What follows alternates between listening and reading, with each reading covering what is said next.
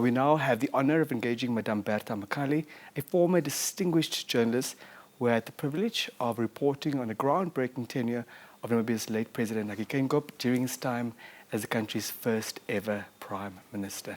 Madame Amakali, thank you very much for joining us. The honor is ours. Good afternoon, Denver and the NBC viewers, and thank you for having me. And it's great to be back at home, NBC, my first employer. Welcome back home. Thank you. How did the news of the late President's death reach you? Yeah. It was on that fateful Saturday, 3rd of February, when I received a call around 1 o'clock or 2 o'clock from international media asking me that we just want to confirm that your president have died. So I was surprised and I said, oh no, not that I know of, and that if it's going to be announced, it's going to be done officially. So I informed the journalists to say that maybe you did not get our media statements, so I can give you the media statements, but as far as I know, our president is not dead. So just 30 minutes after that, another international media called again, asking the same question to say that, can I confirm the death? And even say the same thing, and some few hours there, then the local media start asking about the same story. So that's when I actually got alerted. I think the media was calling me because of my position as a director of information and research at the International Relations and Cooperation, and you know our ministry is an extension of State House. That's why they're probably asking to confirm with me. So I got alert to say that, wait a minute, if the media is probably asking something like that, maybe something serious is about to happen. We'll take a short break and we'll be right back. And government institutions accountable. Therefore, the media is an important pillar of effective governance and should be assured that President Geingob will guarantee freedom of the Fourth Estate for as long as he is the president of this country. This demonstrates the fact that the strength of Namibia in press freedom is a function of the commitment of President Geingob and the government that he leads to uphold the values of the Constitution of the Republic of Namibia, the statement said. The Press Freedom Index is published annually on the 3rd of May, which is World Press Freedom Day. Welcome back, and joining us for this afternoon session is sign language interpreter Auni Ashikuti Nuyoma. Madame Amakali, you were telling us about the international journalists who were calling on Saturday the 3rd of February already, wanting to confirm the news, and yet you had told two of them that you were not aware of any such developments. And of course, you would have been briefed because you are an extension, your office is an extension of State House. Yes, so now when they were calling me, as I said, it's because of my position at the ministry, and our ministry is an extension of State House. So that's where I got alert to say that, okay, something serious maybe is about to happen. So I made a few calls just to see what's happening, and that's where I was informed that our president's condition is critical but stable, and that is when I know that president's condition is life-threatening.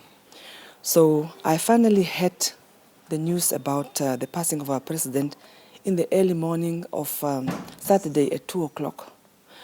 Not wanting to believe that is true, because I say that that can't be true, and I thought maybe there are processes of actually announcing the official on the media, so we cannot just hear it from hearsays. So now imagine, Dendel, since 2 o'clock I was awake, just waiting for any breaking news that might come the way, so that at least I will be now informed to be 100% sure. I think it was around 2 o'clock in the morning when State House, in fact, released the media statement titled Announcement of the Passing of His Excellency Dr. Hage Geingob of the Republic of Namibia on the 4th of February. At that time, I don't know, I freeze. I remember I freeze, and I felt paralyzed for about, I think, 30 minutes. And I said, okay, I regained my strength. And I thought, first let me inform my ambassadors and high commissioners that are representing the late president in the foreign missions. So I sent a message on their WhatsApp, because we've got a WhatsApp group. So I informed my ambassadors and high commissioners. After that, I informed the management of MIRCO, also on our WhatsApp group. And I think I further informed the international media. And I remember when one of the international journalists gave me a phone. And then when I sent him the media statement, he called back immediately. And I think at that hour.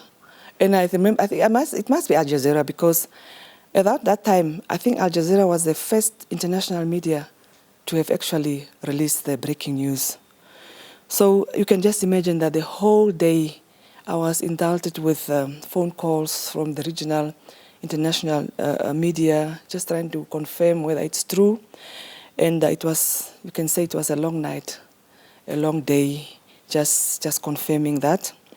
And as we all know that we have never imagined that the day will come that Namibia will lose a sitting president. And you can see the sense of sadness in the whole nation, and they are trying to come to terms with the death of our beloved president. It must have been very difficult for you, yet you had to continue with your service to the Namibian nation. Madam Amakali, I'd like us to go back to the time when you were a journalist yourself, and President Geingob was then the first ever Prime Minister of the Republic of Namibia. Talk to us about your memories from that time. I was privileged. I remember when I was a senior journalist at the NBC, I was privileged to work closely with our late Dr. Hage Geingob when I was a TV journalist at NBC, as I said. I remember in September 1997, I traveled with the president. That was the first time I traveled out of the country. So we traveled, when he was Prime Minister, we traveled to Europe. And we went on a trade promotion tour where we went to the UK, to US, and Tunisia. So the later Hage Geingob was accompanied by, I think, some of his permanent secretary. At that time, I remember Mr. Tuli Hivelwa and Mr. Nilo Tapopi and some of the business delegation was also with him.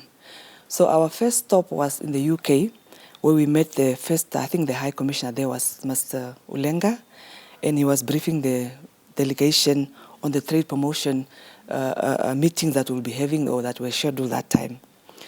So the next day, the meeting started. So meeting potential investors, where I saw for the first time our late president was selling the country to potential investors. And I remember the selling point he was using during that time. He was telling investors that come and invest in Namibia. There is peace and political stability. He spoke about that. And he talked about the rule of law, infrastructure. He talked about the infrastructure, the banking system. Of course, investors want to be assured of where their money is safe. He talked about the port, the sea, and informed them that Namibia was surrounded by landlocked countries, like now Botswana, Zambia, and Zimbabwe.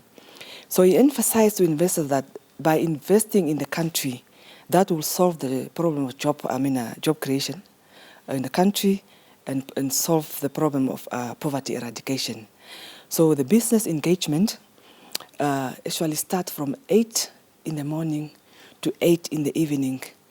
And the former president was selling the country, and I could see the passionate that he was not getting tired. He was talking and talking, and it's there where I saw the love for the country, the love for his people, the nation, as he was just doing it with the love of the country. That was indeed a very special memory. Would you like to share more of the very special memories that you had whilst working as a journalist when he was the Prime Minister? So, as I said that Denville, trade promotion and foreign investment was always part of his vision. And it's actually something in his blood vein. And many of the trade promotion investment we are seeing today, I think that it started long time ago, and in the 90s. So the late president, as I say, he laid the foundation for investors to come and invest in the country. And as you say that, I'm talking about my experience in the the moment where actually I felt that I was valued when I was traveling with him is when I filed my first story. Because, when you're traveling with the former president, the late president, he's a perfectionist. And I was like panicking to say, when I go there, how am I going to report the story, and how will I like the way I'm going to do it? So I filed my first story, I think on the second day. And then it's on that second day I filed my first story to the news. That time it was the morning, the World at 6 that we are also having, and also 8 o'clock news bulletin. So as I said, it's on the second day I filed the story. So in the morning, normally, we have meetings with the team just to see what we're going to do for the day. So, and then that's where he walked in the morning meeting. And then what I saw, he said, wow, can you imagine the whole Namibia is actually knowing what we are doing here? And then I was like, okay. And then he said, I was speaking to my cabinet secretary. At that time, it was Mr. Isaac Kaulinge. And then I was speaking to him on the phone, and he was telling me that, no, he was narrating all the activities. Everything you are doing there, all the meetings you are having, and what you were saying, and the investors, what they were saying. And that was based on your story? Based on the story. And then in his typical voice, I heard him saying that, he asked Mr. Kaulinge, how do you know about that? And then Kaulinge said, no, the journalist, Bertha, is there. He's actually reporting, and he's telling us about all the event and all the work you are doing. So he was like, wow, Amakali, you are doing a great thing. That is why I brought you here, so that you inform the nation about everything we are doing here. So that also boosted my confidence, and to see that actually he take interest in the work I was doing. So I just continue, doing the same work when we went to Tunisia and to America, just actually reporting what he liked. And that's where I learned there that, the late president loved transparency. You must be transparent and truthful and just inform the nation what you're actually seeing there. What will you remember most about his leadership qualities? And to what extent would you say his leadership qualities changed or shaped the trajectory of media freedom in this country? I think the inclusivity leadership style was evident during his administration. If you are with the late president as a journalist, you are part of the team. That is very important. And everything, you are also contributing. So no one actually felt that you are small. And when we actually were doing the trade promotion tour, he actually engaged his permanent secretary and the business people to also give contribution, and said, okay, come in and inform the investors. So it's engaging. So as a journalist, I was always part of the consultative meeting. That actually also helped me to understand issues better and to have background information. So when I'm writing my story, so I'm better informed. And he was always available also to do interviews in the process to just clarify issues. I think his leadership quality is more of a consultative and very inclusive. Thank you for sharing that. So to what extent have those leadership qualities helped to shape the trajectory of media freedom in this country from your perspective? I've covered a lot of news stories with our former president, and most of the stories that he actually was emphasizing a lot was more on stories that will solve the country's problem, unemployment, and creating jobs for the country. And as I said, another memory I can remember of the president, he keep on repeatedly stories that he actually talked about, but he was always concerned about the classification of Namibia as upper middle income country. That story also came a lot because he believed that the classification of Namibia, classification, it actually denied Namibia access to the loans. And that's why when actually he talked about that, those are some of the stories I actually pick up a lot in my angle, because when you learn what the president likes and what actually can contribute to the development of the country and poverty eradication. So my angle of stories was always talking about poverty eradication and job creation. Thank you so much. Any final thoughts this afternoon, Madam Amakali? I just wanted to say that late President respect the media freedom. He was always advocating for press freedom, and he was a champion of media freedom. And in fact, one thing I wanted to say, he did not shy away, especially talking about taking on the media. There were some media that actually bullied him, but he just take them on in a very sort of cordial way, in a very professional way, but he keep on continuing making jokes about him. But what I learned also, he didn't take grudges. So every time the journalists go back, he always just engaged them. And very important, he keep on referring to Article 21 of the Namibian Constitution, where he said that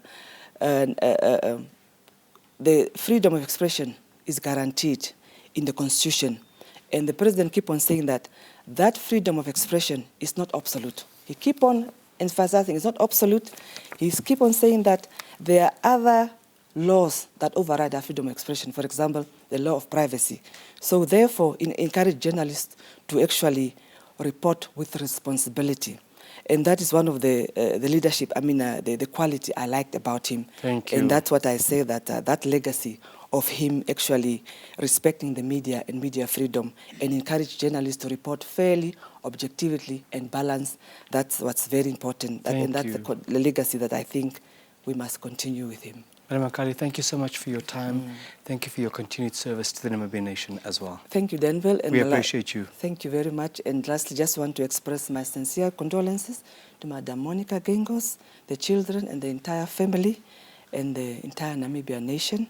And may the Lord continue to give them strength in this difficult time. And also want to give, that the Lord might also strengthen our new president, Dr. Nangolo Mbumba, to give him strength and continue to lead us during this difficult moment.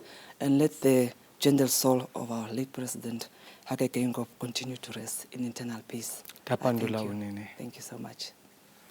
That was Madame Bertha Amakali. She was a senior journalist at the Namibian Broadcasting Corporation at the time that the late President Geingob was the first Prime Minister of this country.